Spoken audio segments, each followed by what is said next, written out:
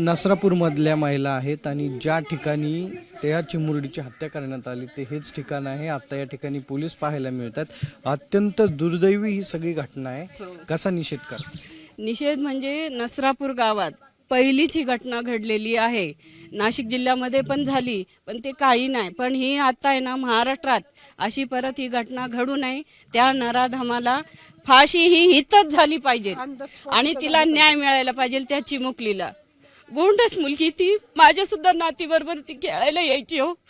आणि एका अर्ध्या तासात ही घटना झाली बघा. तरी तिची आजी माझ्याकडे बघायला आली. अहो आमची वेदू आली का अशी ती मला विचारायला आली हो तिची आजी. तर आम्ही म्हटलं आज आमच्याकडे आलीच नाही ती.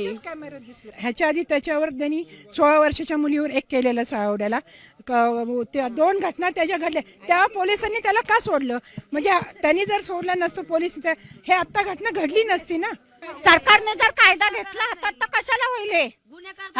2 गुन्हे पहिले ऑलरेडी झालेले, हा तिसरा आहे. मग सरकार काय करतोय?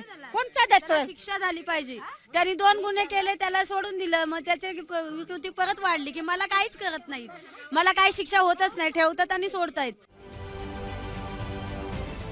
महाराष्ट्रातील सर्व बातम्यांचे विश्वासार्ह व्यासपीठ,